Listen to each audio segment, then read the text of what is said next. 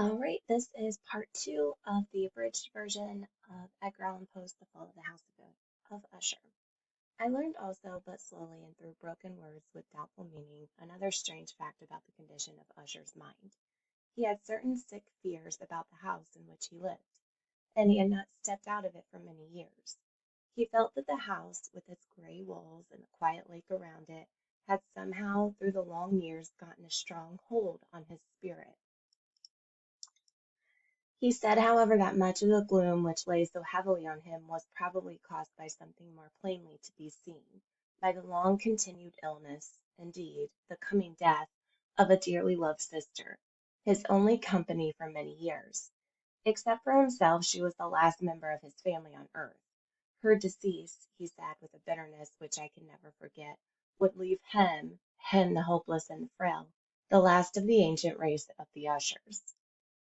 While he spoke, the Lady Madeline, for so she was called, passed slowly through a distant part of the room, and without seeing that I was there, went on. I looked at her with a complete and wondering surprise, and with some fear, and yet I found I could not explain to myself such feelings. My eyes followed her. When she came to a door and it closed behind her, my eyes turned to the face of her brother. But he had put his face in his hands, and I could see only that the thin fingers through which his tears were flowing were whiter than ever before. The illness of the Lady Madeline had long baffled the skill of her physicians. She seemed to care about nothing. Slowly her body had grown thin and weak, and often for a short period she would fall into a cataleptic state, and sleep like the sleep of the dead. So far she had not been forced to stay in bed, but by the evening of the day I arrived at the house, the power of her destroyer, as her brother told me that night, was too strong for her. I learned that my one sight of her would probably be the last I would have, that the lady, at least while living, would be seen by me no more. For several days following, her name was not spoken by either Usher or myself, and during this period I was busy with efforts to lift my friend out of his sadness and gloom. We painted and read together, or listened, as if in a dream, to the wild music he played. And so, as a warmer and more loving friendship grew between us, I saw more clearly the uselessness of all attempts to bring happiness to a mind from which only darkness came, spreading upon all objects in the world its never-ending gloom. I shall always remember the hours I spent with the master of the house of Usher, yet I would fail in any attempt to give an idea of the true character of the things we did together. There was a strange light over everything. The paintings which he had made me tremble, though I know not why. To tell of them is beyond the power of written words. If ever a man painted an idea, that man was Roderick Usher. For me, at least, there came out of his pictures a sense of fear and wonder. One of these pictures may be told, although weakly, in words. It showed the inside of a room where the dead might be placed, with low walls, white and plain. It seemed to be very deep under the earth. There was no door, no window, and no light where fire burned, yet a river of light flowed through it, filling it with a horrible, ghastly brightness. I've spoken of that sickly condition of the senses which made most music painful for Usher to hear. The notes he could listen to with pleasure were very few. It was this fact, perhaps, that made the music he played so different from most music, but the wild beauty of his playing could not be explained. The words of one of his songs called The Haunted Palace I have easily remembered. In it I thought I saw, and for the first time, that Usher knew very well that his mind was weakening. This song told of a great house where a king lived, a palace in a green valley where all was light and color and beauty, and the air was sweet. In the palace were two bright windows through which people in that happy valley could hear music and could see smiling ghosts, or spirits, moving around the king. The palace door was of the richest materials, and red and white, though through it came other spirits whose only duty was to sing in their beautiful voices about how wise their king was. But a dark change came. The song continued, and now those who enter the valley see through the windows, in a red light, shapes that move to a broken music, while through the door new colorless, a ghastly river of ghosts, laughing but no longer smiling, rushes out forever.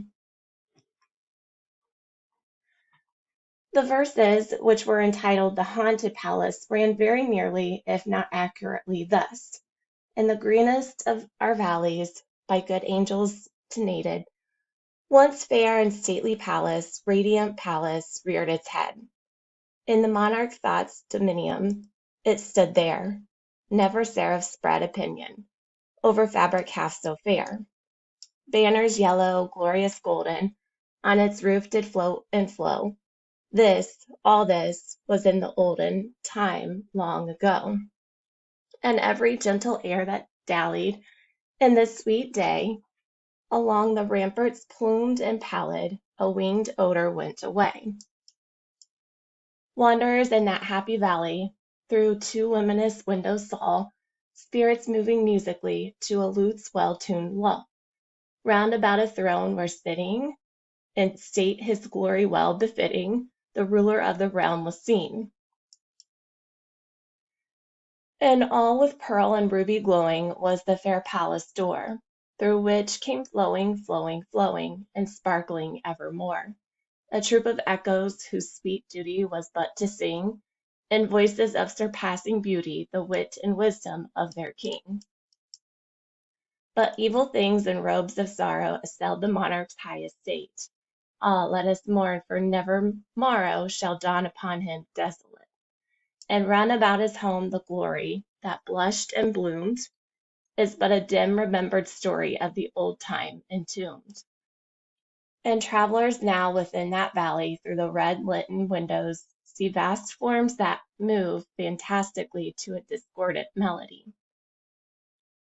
While like a rapid ghastly river through the pale door a hideous throng rush out forever and laugh but smile no more. Our talk of this song led to another strange idea in Usher's mind.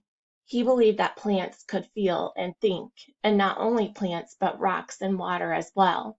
He believed that the gray stones of his house and the small plants growing on the stones and the decaying trees had a power over him that made him what he was.